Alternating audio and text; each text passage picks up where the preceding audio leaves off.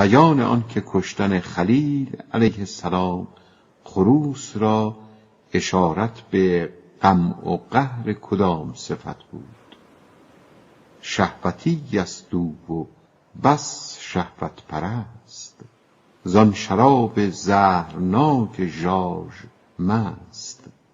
گر نه بهر نسل بودی ای وصی، آدم از ننگش بکردی خود خسی. گفت ابلیس لعین دادار را، دام زفتی خواهم این اشکار را. زر و سیم و گله اسبش نمود، که بدین تانی خلایق را ربود. گفت شاباش و ترش آویخت لنج، شد ترنجیده و ترش همچون ترنج. پس در و گوهر ز معدنهای خوش، کرد آن پسمانده را حق پیشکش.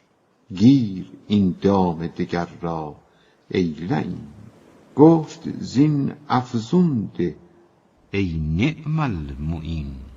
چرب و شیرین و شرابات ثمین، دادش و بس جامه ابریشمین. گفت یا رب بیش از این خواهم مدد، تا ببندمشان به حبل من مسد. تا که مستانت که نر و پردلند، مردواران بندها را بگسلند. تا بدین دام و رسنهای هوا، مرد تو گردد ز نامردان جدا. دام دیگر خواهم ای سلطان تخت، دام مردانداز و حیلت ساز سخت. خمر و چنگ آورد پیش او نهاد، نیم خنده زد بدان شد نیم شاد.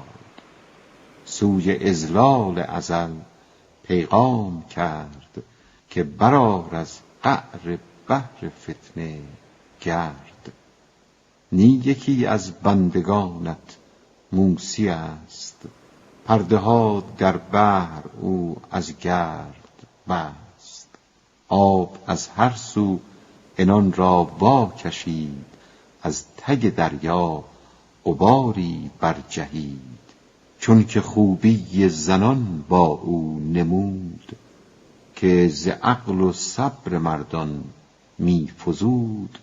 پس زد انگشتک به رقص اندر فتاد، که بده زوتر رسیدم در مراد. چون بدید آن چشمهای پرخمار، که کند عقل و خرد را بی قرار. وان صفای عارض آن دلبران، که بسوزد چون سپند این دل بران. رو و خال و ابرو و لب چون عقیق، گویا حق تافت از پرده رقیق.